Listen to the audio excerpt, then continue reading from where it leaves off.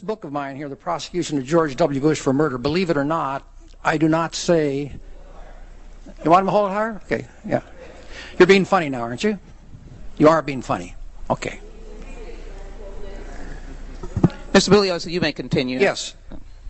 Believe it or not, I do not say in this book, where I'm asking that George Bush be prosecuted for murder, that he lied about weapons of mass destruction.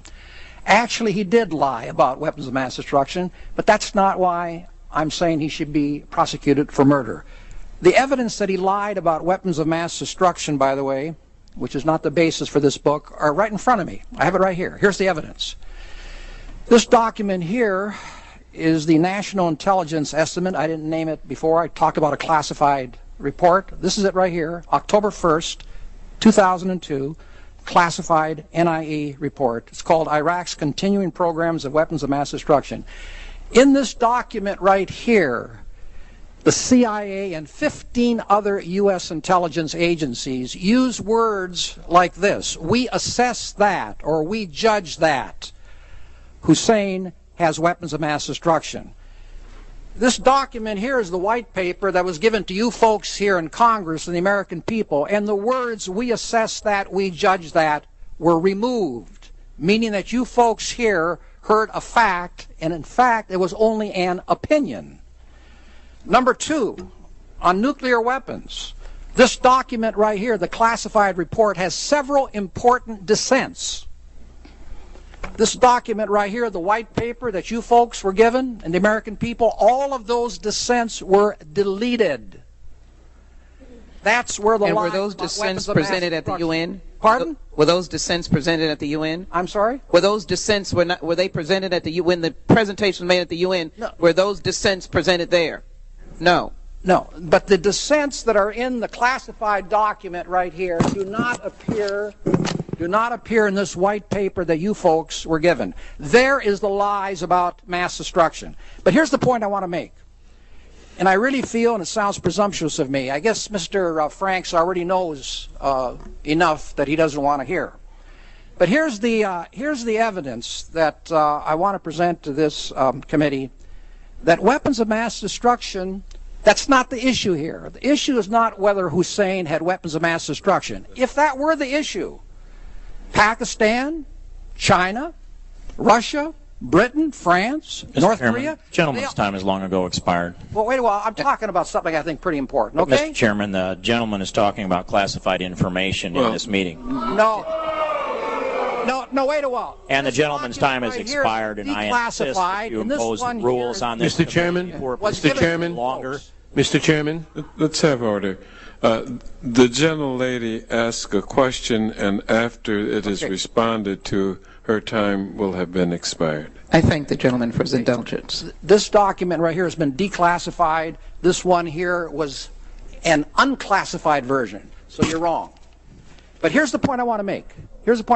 Britain, France, Russia, China, Pakistan, they have weapons of mass destruction. Are we going to war with them? No. Why? I'll tell you why. Because the only issue, not two issues or three, the only issue is whether a nation that has weapons of mass destruction is an imminent threat to the security of this country.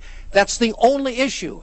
And 16 U.S. intelligence agencies in this previously classified document, including the CIA, all said unanimously that Hussein was not an imminent threat to the security of this country, and they knew all about these weapons of mass destruction. They thought they did. Actually, Hussein did not have weapons of mass destruction. Let's overlook that fact. They thought. These 16 U.S. agencies thought that Hussein had weapons of mass destruction, and they still said he was not an imminent threat to the security of this country. It's a terrible non sequitur to say that just because you have weapons of mass destruction, you're an imminent threat to the security of this country. The proposition that Hussein was an imminent threat to the security of this country is outrageous on its face. Why? I'll tell you why.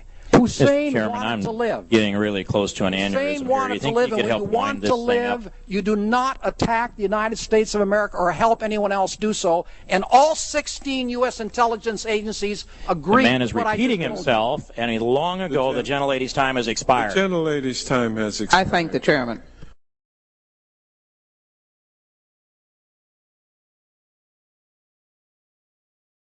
My experiences over there were violating people in their own homes. What else is there to talk about? You know, you can't force your will on people in their own country and say that it's justified and say that it's a mission that you need to complete and finish doing. It's not honorable, it's not dignity, and it's not something we should associate ourselves with as the American people, or as people in general for that matter. We got to stop drawing these lines and declaring war on people and calling them our enemies, which rationalizes doing things that we would never otherwise justify doing. We can't put things in a different context and claim that it justifies the very things we accuse them of doing. Torture, mass graves, we're torturing people in Iraq every day. We're creating bigger graves than Saddam Hussein ever created. When are we going to realize this? When are we going to realize that if somebody ever does actually bring a dirty bomb in the United States, it's probably going to be the kid whose toy box we dumped out after we shot up his house? 9/11, we need to think about pre-9/11, because to prevent 9/11, if it even did happen the way they said it happened, would have involved nothing more than putting an air marshal in every airplane. That's all it would have took, if it happened the way they said it happened. So we'll go with that for now.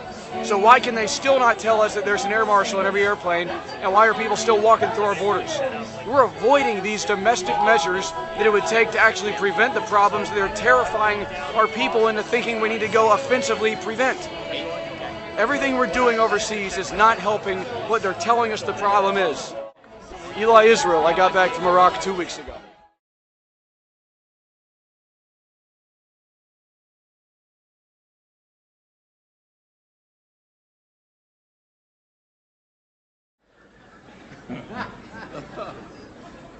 Those weapons of mass destruction got to be somewhere.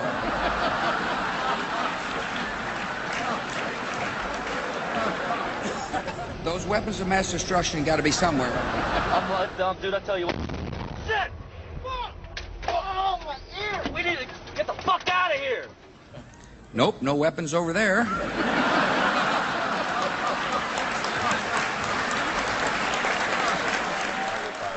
Those weapons of mass destruction got to be somewhere. Nope, no weapons over there. Maybe under here. Oops, this photo wasn't supposed to be in here. This is the Skull and Bone secret signal.